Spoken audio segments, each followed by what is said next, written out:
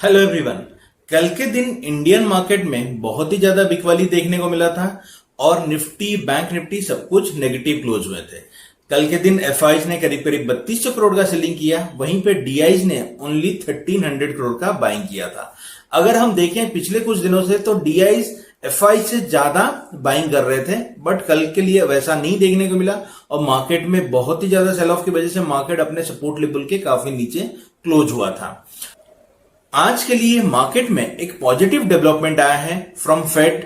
Fade ने increase किया है 50 बेसिस पॉइंट इंटरेस्ट रेट को, जहां पे कि मार्केट पहले एक्सपेक्ट कर रहा था कि 75 से 1% का 75 पैसे से लेके 1% का इंक्रीमेंट आ सकता है। और जैसे ही फेड का अनाउंसमेंट आया कि हम ऐसा कोई भी इंटरेस्ट रेट हाइक के बारे में नहीं सोच रहे हैं और हम शायद इसी लेवल को मेंटेन करेंगे, और इन्होंने ये भी गाइडलाइंस दिया कि अगले महीने से हम बैलेंस शीट रिडक्शन के ऊपर काम करेंगे, तो इमीडिएटली उसके बाद अमेरिकन मार्केट में एक रिकवरी रैली देखने को मिली और सारे के सारे इंडेक्सेस 3% ऊपर जाके क्लोज हुए हैं। वहीं पे अगर डोमेस्टिक फ्रंट पे हम देखें तो डोमेस्टिकली इंडियन मार्केट में एसजीएक्स निफ्टी बता रहा है कि करीब करीब 150 पॉइंट का रिकवरी देखने को मिल सकता है एक गैप ऑफ ओपनिंग का। आरबीआई का जो सरप्राइज इंटरेस्ट रेट हाइक कल हुआ था उसके बाद ये रिकवरी अच्छा है, मगर आरबीआई जहां पे हमारे ऊपर कल प्रेशर दिया था वहीं पे फेड का ये अनाउंसमेंट हमारा इस प्रेशर को रिलीफ करने के लिए बहुत ही ज्यादा मददगार साबित हो सकता है। अगर आज के लिए हम बाकी लोकल क्लूज देखें तो इंडिया में आज एक्सपायरी भी है, वीकली एक्सपायरी डेट है। अपार्ट फ्रॉम दैट बहुत सारे कंपनीज का रिजल्ट आया था, जैसे कि कोटक का भी रिजल्ट आया था, टाटा कंज्यूमर, हैवेल्स जैसे कंपनी के भी रिजल्ट आए हैं और इन रिजल्ट के ऊपर आज मार्केट रिएक्ट करते दिखेगा। तो इसीलिए बीइंग एक्सपायरी डेट और गैप ऑफ ओपनिंग की संभावनाएं हैं, आपको आपके ट्रेड्स काफी केयरफुल लेने पड़ेंगे। आप कहीं पे भी रिस्की ट्रेड्स ना लें, और आपको अगर हिस्टोरिकली आप देखें तो गैप एक्सपायरी के दिन गैप अप्स बेसिकली सस्टेन नहीं होते हैं और वहां पे सेकेंड हाफ में बिकवाली देखने को मिलता है।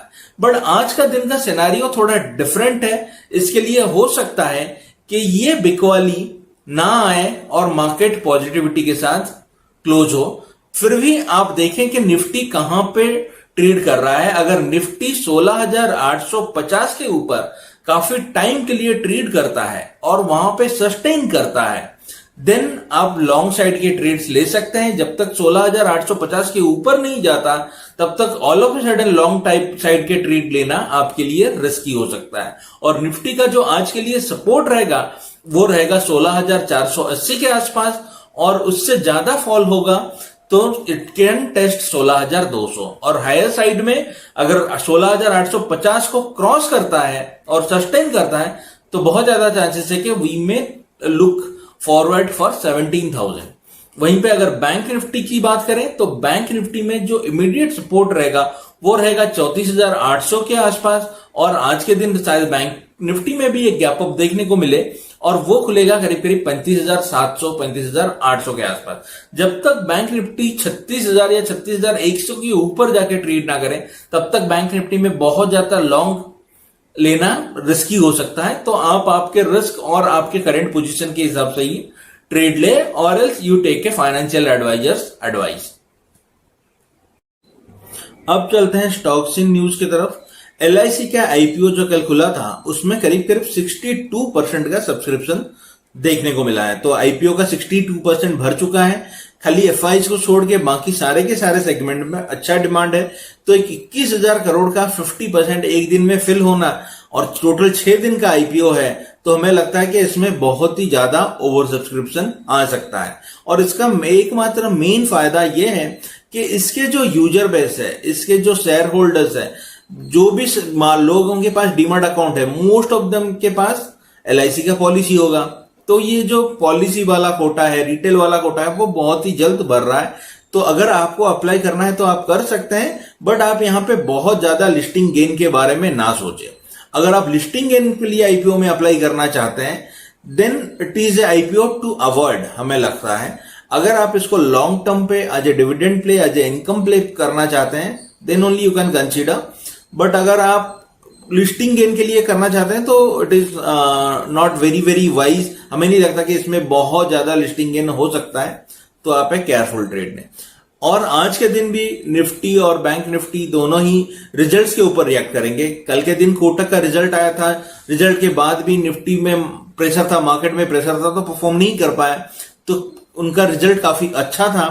तो हमें लगता है कि वो आज निफ्टी बैंक को थोड़ा सपोर्ट कर सकता है और उससे क्लूज लेके बाकी बैंकों में भी परफॉर्मेंस देखने को मिल सकता है। सेकेंड आया था टाटा कंज्यूमर का रिजल्ट, और टाटा कंज्यूमर का रिजल्ट बहुत ही जबरदस्त आया है। उनके प्रॉफिट में करीब करीब 300% का ग्रोथ देखने को मिला है और मार्जिन में इंप्रूवमेंट देखने को मिला है, जहां पे कि उनका रेवेन्यू ग्रोथ बहुत कम है, बट वहीं पे मार्जिन ग्रोथ ज्यादा होने की वजह से उनको प्रॉफिटेबिलिटी में बेहतर प्रॉफिट देखने को मिला है। तो हमें लगता है कि it is a very good sign for any company. अगर इस तरह से मार्जिन को ये मेंटेन कर पाए तो आगे के लिए वो बहुत ही बढ़िया ग्रोथ ले सकते हैं। हैवेल्स का रिजल्ट अच्छा है, it is at par with expectation of market, but यहां पे कंसर्न वही है, लेकिन मार्जिन में प्रेशर है, मार्जिन कम आया है, करीब करीब जो एक्सपेक्टेशन था उसके आसपास ही आया है, बट पिछले टाइम में पिछले क्वार्टर के मुकाबले काफी कम आया है। तो ये स्टॉक के ऊपर एक इंपैक्ट ले सकता है। हालांकि कंपनी का ये कमेंट्री है कि उनके जो बिजनेस ग्रोथ फोरकास्ट दिख रहा है वो अच्छा दिख रहा है, उनको बहुत अच्छा डिमांड मिल रहा है, पर्टिकुलरली लॉयड वाले बिजनेस में। तो इसीलिए हमें लगता है कि इस पे भी आगे के लिए पॉजिटिविटी आ सकता है और आज इस रिजल्ट के ऊपर शायद थोड़ा बहुत प्रॉफिट बुकिंग या थोड़ा बहुत वोलेटिलिटी देखने को मिल सकता है। कल के दिन हमने देखा था वोल्टास पे भी ऑल ऑफ ए सडन बहुत ज्यादा प्रेशर देखने को मिला था।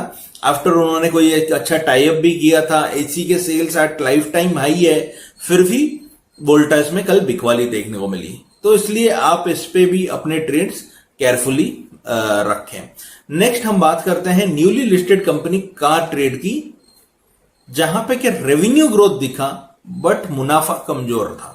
तो इस पे ऊपर आज फिर से मार्केट रिएक्ट करेगा और शायद ये स्टॉक भी कमजोर रहे। तो आपके ट्रेड्स आज के लिए एक एक्सपायरी दिन के तो आज के लिए बीइंग एक्सपायरी डे आपको आपके ट्रेड में काफी केयरफुल रहना पड़ेगा। जैसे हमने पहले भी बताया था कि एक्सपायरी के दिन गैप अप्स बहुत अच्छे से सस्टेन नहीं कर सकते हैं, बट आज एक रिकवरी वाला गैप अप है, तो पता नहीं, हो सकता है कि थोड़ा बहुत पॉजिटिविटी रहे, तो आप पॉजिटिव बायस के साथ ट्रेड करें, मगर बहुत ज्यादा अपने एक्सपोजर ना ले जहां पे कि मार्केट सेकेंड हाफ में फिर से टर्न अराउंड ले ले और आपका नुकसान हो। वहीं पे आरबीआई का जो सरप्राइज इंटरेस्ट रेट हाइक था, ये मार्केट को एक्सपेक्टेशन था कि वो डेफिनेटली आरबीआई इंटरेस्ट रेट बढ़ाएगा, बट ये इतना जल्दी बढ़ाएगा उसके ऊपर कोई एक्सपेक्टेशंस नहीं था। उसके लिए कल के दिन पे सरप्राइज मार्केट फॉल्स देखने को मिले। तो इसीलिए जैसे ही सरप्राइज खत्म हो जाता है ना, उसके बाद एक रिकवरी देखने को मिलता है, क्योंकि हमें पता है कि इससे इन्फ्लेशन को आरबीआई कंट्रोल में लेके आना चाहता है, लिक्विडिटी मार्केट से कम करना चाहता है ताकि वोलेटिलिटी भी कम हो। तो ये सब कुछ इसके पॉजिटिव एस्पेक्ट्स भी है अभी के लिए। तो हो सकता है कि उसके वजह से मार्केट में एक रिलीफ देखने को मिले। तो आज के लिए इतना ही। Thank you for watching and please subscribe to our channel.